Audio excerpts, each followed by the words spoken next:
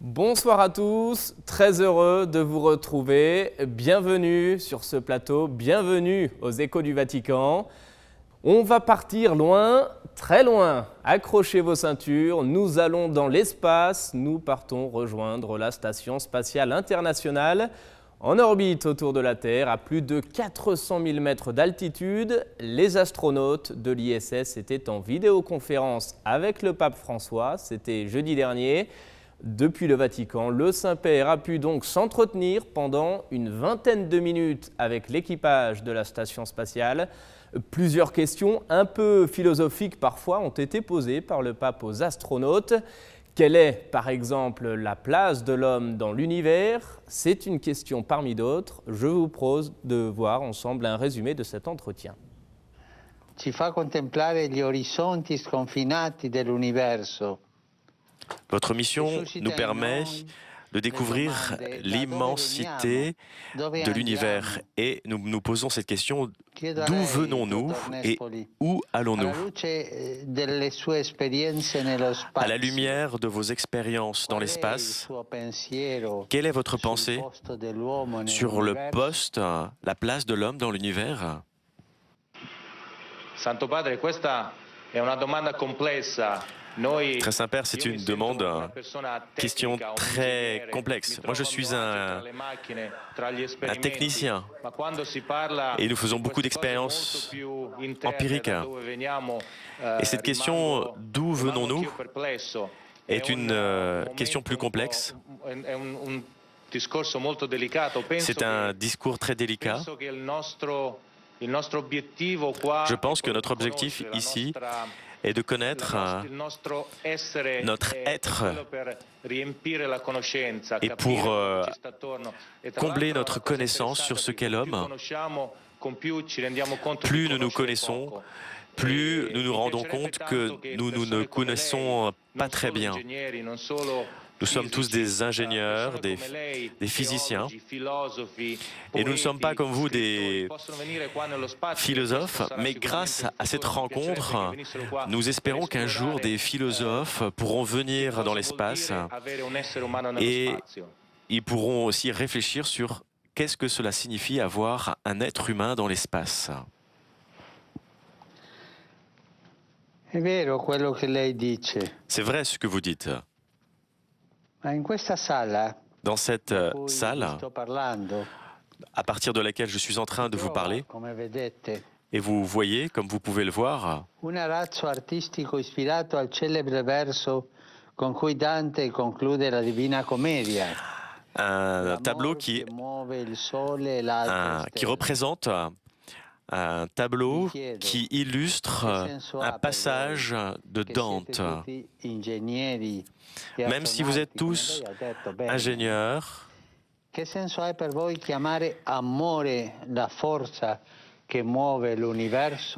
que pour vous ce qu'appelle Dante l'amour qui fait bouger le monde? Santo Padre, vorrei il mio collega russo Alexander Misurkin. Très Saint-Père, je vais donner la parole à mon collègue russe. Здравствуйте, Ваше Святейшество. Александр Это очень Мусиркин. важный вопрос, и, безусловно, гораздо важнее было бы узнать, что вы думаете об этом для нас и для всех. Il collega Alexander ha fatto una risposta molto bella in russo che io adesso tradurrò un pochettino così velocemente. Je vais traduire ce que mon collègue a dit. Il est en train de lire un livre en ces jours, Le Petit Prince de Saint-Exupéry, et il fait référence à l'histoire d'un garçon qui donnerait volontiers sa vie pour aller sauver tant d'animaux sur la terre. L'amour est la force qui te donne la capacité de donner ta vie à quelqu'un d'autre. Je suis heureux d'entendre votre réponse parce que c'est vrai.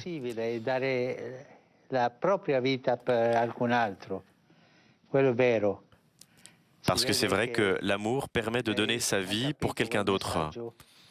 Et je vois que vous avez compris ce message poétique, mais qui est aussi réel. Et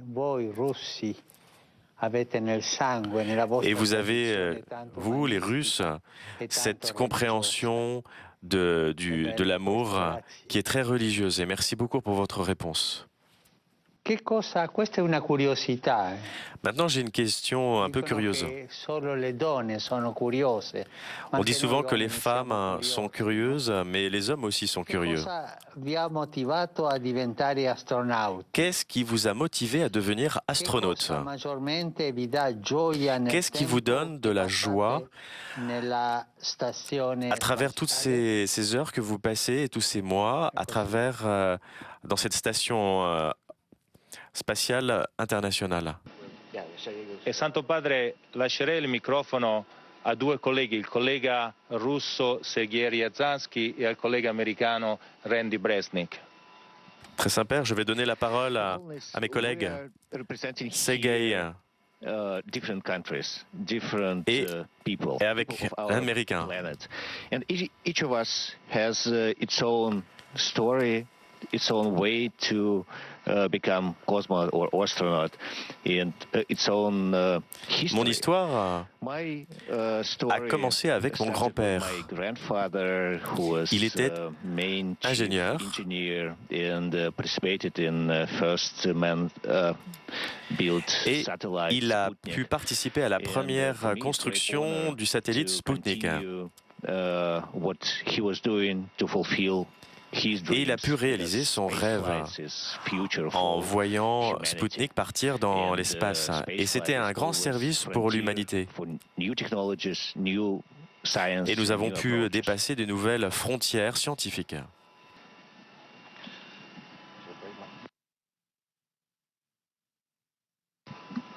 And Your Holiness, in my personal opinion, what gives me the greatest joy every day is being able to look outside and see God's creation, maybe a little bit from his perspective. People cannot come up here and see the indescribable beauty of our earth and not be touched in their souls. Ce que je vois ici, c'est une perspective assez incroyable, avec la possibilité de voir la Terre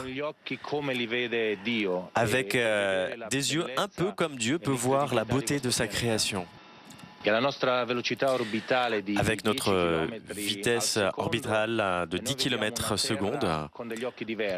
nous voyons le monde avec des yeux différents.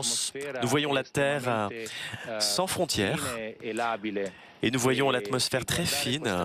Et quand nous regardons cette Terre de façon particulière, cela nous rend encore plus humains et nous pensons que nous voulons travailler toujours plus ensemble pour un monde meilleur. Retour sur Terre à présent et on parle du droit humanitaire international. Le Saint-Père a reçu en audience des membres d'ONG ainsi que des ministres du gouvernement italien. Lors de cette rencontre, le pape a évoqué la protection des populations civiles dans les conflits. Il a parlé aussi du rôle des organisations humanitaires. Dans son discours, le souverain pontife appelle notamment à une conversion des cœurs pour un engagement en faveur de l'humanité souffrante. On écoute un résumé de son allocution. Des témoignages de crimes atroces, de véritables outrages aux personnes et à leur dignité, des images de personnes sans vie, de corps mutilés ou décapités, de nos frères et sœurs torturés, crucifiés, de leurs dépouilles offensées, tout cela interpelle la conscience de l'humanité. Le Saint-Père évoque aussi les cités antiques et leurs trésors millénaires réduits à l'état de décombres, les hôpitaux et les écoles délibérément pris pour cible, les lieux de culte visés, souvent pendant les célébrations liturgiques. Ce déferlement d'informations peut provoquer une certaine saturation qui anesthésie et dans une certaine mesure relativise la gravité des problèmes, relève le Saint-Père. C'est pourquoi une conversion des cœurs, une ouverture à Dieu et au prochain sont nécessaires afin, dit-il, de faire jaillir un engagement en faveur de l'humanité souffrante. En effet, poursuit le pape, le secours aux populations victimes des conflits se manifeste à travers différentes œuvres de miséricorde sur lesquelles, insiste-t-il, nous serons jugés à la fin de notre vie. Le souverain pontife rappelle d'ailleurs les paroles du Christ « Dans la mesure où vous l'avez fait à l'un de ces plus petits de mes frères, c'est à moi que vous l'avez fait. » Le pape rappelle alors les principes d'humanité, d'impartialité, de neutralité et d'indépendance qui sont le cœur du droit humanitaire. Il rappelle aussi qu'en cas d'hésitation, c'est à la conscience individuelle de reconnaître le devoir moral de respecter et protéger la dignité de la personne en chaque circonstance. Enfin, le Saint-Père redit l'importance de la prière et d'un accompagnement spirituel des combattants et des acteurs humanitaires. Repenser l'Europe, c'est le thème d'un congrès qui s'est rassemblé cette fin de semaine au Vatican. Il a réuni près de 350 responsables politiques ainsi que des évêques des 28 pays membres de l'Union européenne. La rencontre était organisée par la COMECE, la Commission des épiscopats européens. Le Saint-Père a rencontré les participants. Il leur a livré un message en leur demandant notamment de construire l'Europe basée sur les personnes et la communauté, et cela autour de 5 piliers: le dialogue, l'inclusion, la solidarité, le développement et la paix. Quelle est notre responsabilité de chrétiens alors que l'Europe est de plus en plus caractérisée par une pluralité de cultures et de religions? C'est la première interrogation du pape devant les participants à cette rencontre. Notre responsabilité est d'abord historique, semble-t-il indiquer, en évoquant les fondements de l'Europe que nous voulons et pouvons contribuer à construire en tant que chrétiens. Le pape rappelle que pour saint Benoît, patron de l'Europe, il n'y a pas de rôle, il y a des personnes. Le sens de la personne, voilà l'une des valeurs que le christianisme a apportées, selon le Saint-Père. Liées les unes aux autres, les personnes forment alors une communauté, le plus grand antidote contre les individualismes, qui a d'ailleurs donné son nom au premier projet européen, la Communauté européenne. Mais comment alors développer l'Europe à partir de ses fondements? Grâce à 5 piliers. Le dialogue d'abord. Le Saint-Père appelle l'Europe à ne pas être uniquement un espace d'échange économique, mais le cœur névralgique de la politique à travers un dialogue inclusif. Deuxième pilier, une inclusion qui n'est pas synonyme d'aplatissement indifférencié, mais qui assume les différences comme patrimoine commun et enrichissant. Troisième pilier, la solidarité qui doit s'exprimer envers les plus faibles, les pauvres, les rejetés, mais aussi à travers la collaboration et le soutien réciproque entre les générations. Le pape appelle également l'Europe à être une source de développement pour elle-même et pour le monde entier. Ce développement doit être intégral et promouvoir tout l'homme et tout homme, à travers le travail notamment. Enfin, dernier pilier, l'engagement des chrétiens pour une promesse de paix. Pas seulement pour éviter les tensions internes, mais aussi pour promouvoir une culture de la paix qui repose sur l'amour de la vérité et sur la recherche de la justice. C'est ainsi que les chrétiens pourront redonner une âme à l'Europe et réveiller sa conscience.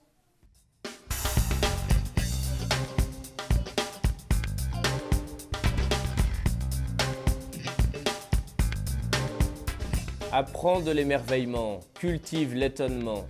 Vis, aime, crois, et avec la grâce de Dieu, ne désespère jamais. En fin de semaine, toujours et comme chaque dimanche, le Saint-Père a récité place Saint-Pierre, la prière de l'Angélus. Le pape est revenu dans son allocution sur le premier commandement. Tu aimeras le Seigneur ton Dieu de tout ton cœur, de toute ton âme et de tout ton esprit. Le pape a souligné dans sa réflexion que l'on ne peut pas être à la fois fidèle à cette alliance et maltraiter ce que le Seigneur protège, c'est-à-dire la veuve, l'orphelin, l'étranger et les autres personnes sans défense. On écoute un résumé de son allocution. Maître, dans la loi, quel est le grand commandement? À cette question posée par les pharisiens, Jésus n'hésite pas une seconde et répond « Tu aimeras le Seigneur ton Dieu de tout ton cœur, de toute ton âme et de tout ton esprit. » Voilà le grand, le premier commandement. Et Jésus d'ajouter que le deuxième commandement est semblable au premier. Tu aimeras ton prochain comme toi-même. Pour le pape, ce que le Christ veut faire comprendre aux pharisiens en apportant cette réponse inattendue, c'est que sans l'amour de Dieu et du prochain, il ne peut y avoir de véritable fidélité à l'alliance avec le Seigneur. Pour s'expliquer, le Saint-Père fait référence au livre de l'Exode et au Code de l'Alliance, où il est dit qu'on ne peut pas être fidèle à l'Alliance et maltraiter ce que le Seigneur protège. La réponse de Jésus aux pharisiens veut aussi les aider à remettre de l'ordre dans leur religiosité, à rétablir ce qui compte véritablement et ce qui est de moindre importance. Jésus ajoute « De ces deux commandements dépend toute la loi ainsi que les prophètes ». De fait, souligne le pape, c'est ainsi que le Christ a vécu, en prêchant, en faisant ce qui compte le plus et qui est essentiel. L'amour qui donne élan et fécondité à la vie et au cheminement dans la foi. Sans amour, dit encore François, la vie et la foi sont stériles. Jésus, affirme le souverain pontife, propose un idéal merveilleux qui correspond au désir le plus authentique des cœurs, car nous avons été créés pour aimer et pour être aimés. Même si nous connaissons ce grand commandement de l'amour du Christ depuis notre enfance, conclut le Saint-Père, nous devons le mettre en pratique dans les différentes situations de notre vie. Ces jours-ci également, le pape a envoyé un message aux participants à la Semaine sociale des catholiques italiens. L'événement se tenait en fin de semaine sur le thème du travail libre, créatif, participatif et solidaire. À cette occasion, dans son message vidéo, le pape a dénoncé le travail au noir et le travail précaire. Le Saint-Père a défendu en revanche la communion plutôt que la compétition dans le monde de l'entreprise. On regarde son message. Dans son message vidéo, le Saint-Père a d'abord souligné qu'on se sanctifie en travaillant pour les autres, car on prolonge ainsi l'acte créateur de Dieu dans l'histoire. Mais cela va plus loin, poursuit François, car le Seigneur appelle ceux qui sont en train de travailler, comme cela est arrivé pour les pêcheurs, invités à se faire pêcheurs d'hommes. Les talents reçus sont autant de dons et de compétences à déployer dans le monde du travail pour construire des communautés solidaires. Rappelant qu'il n'y a pas de dignité sans travail, le Saint-Père dénonce un système économique qui place la consommation avant la dignité humaine et qui considère l'employé comme une ligne de coût budgétaire. Et parmi les métiers qui manquent de dignité, le pape cite ceux qui sont liés à l'industrie de l'armement, au réseau de prostitution ou d'exploitation de mineurs. Le travail précaire est indigne aussi, dit-il, évoquant l'angoisse de perdre son emploi. François n'oublie pas non plus les chômeurs, qu'ils cherchent du travail sans succès ou qu'ils en soient découragés, il leur demande de ne pas perdre confiance. D'autant qu'il y a des signes d'espérance, affirme François, des bonnes pratiques qui enseignent le service des personnes dans le besoin, ainsi que des communautés où la communion prime sur la compétition. Le pape encourage ainsi les relations de confiance, d'estime, d'amitié, d'amour, autant de biens non marchands. Il insiste alors sur le rôle de l'entrepreneur, invité à avoir confiance dans ses collaborateurs, eux-mêmes appelés à faire fructifier leurs talents au service des autres. Quelle est la mission de l'université catholique? C'est le pape qui nous donne sa réponse. Il recevait ces derniers jours les responsables de l'université catholique du Portugal à l'occasion de son 50e anniversaire. Et dans ce contexte, le Saint-Père s'est donc arrêté sur le rôle de l'université catholique. Elle ne doit pas seulement aider ses étudiants à faire carrière, mais elle doit aussi les aider à connaître la vérité. Et la vérité, dit le pape, c'est plus que la connaissance. On écoute un résumé de son intervention. Devant le recteur, les professeurs et les étudiants de l'Université catholique du Portugal, le Saint-Père a expliqué ce que doit être selon lui la mission d'une université catholique. Comment pouvons-nous aider nos étudiants à ne pas considérer un diplôme universitaire comme synonyme d'un poste plus important, de plus d'argent ou d'un plus grand prestige social? C'est ainsi concrètement interrogé le pape, les appelant au contraire à voir cette préparation comme un signe d'une plus grande responsabilité face aux problèmes d'aujourd'hui, aux besoins des plus pauvres, à la protection de l'environnement.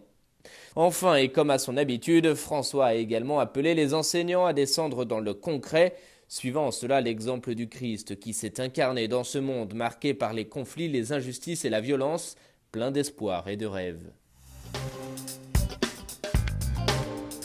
L'audience générale à présent, comme chaque mercredi, place Saint-Pierre, le Saint-Père a livré sa catéchèse. C'était la dernière sur le thème de l'espérance. Et pour terminer ce chapitre, le pape est revenu sur le mot « paradis ». C'est l'une des dernières paroles prononcées par Jésus sur la croix. On écoute un résumé de sa catéchèse. Frères et sœurs, paradis est l'une des dernières paroles de Jésus sur la croix adressée au bon larron. Au calvaire, Jésus atteint le sommet de sa solidarité avec nous, pécheurs. Et c'est là qu'il a son ultime rendez-vous avec un pécheur, pour lui ouvrir à lui aussi les portes de son royaume. C'est à un pauvre diable que Jésus promet le paradis à quelqu'un qui n'avait rien, mais qui se confie à lui. Une humble parole de repentir suffit pour toucher le cœur de Jésus. Devant Dieu, nous nous présentons tous les mains vides. Chaque fois qu'un homme découvre que ses manques dépassent de beaucoup ses œuvres bonnes, il ne doit pas se décourager, mais se confier à la miséricorde de Dieu. Il est Père et jusqu'au bout, il attend notre retour. Le paradis est le lieu de la tendresse de Dieu. Jésus nous y introduit avec le bien que nous avons fait dans notre vie et avec tout ce qui en nous a encore besoin d'être racheté. Le but de notre existence, c'est que tout s'accomplisse et soit transformé en amour. Si nous croyons cela, la mort ne nous fera plus peur et nous pourrons partir de ce monde sereinement et avec confiance. Celui qui a connu Jésus ne craint plus rien.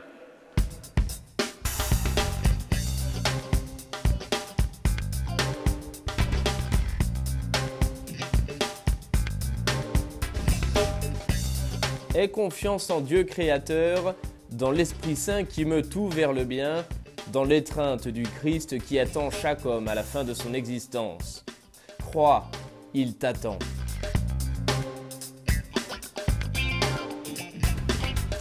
C'est ainsi que s'achève cette émission. Merci à vous de l'avoir suivi. Merci de votre fidélité. Je vous souhaite une très belle soirée et je vous donne rendez-vous la semaine prochaine pour de nouveaux échos du Vatican.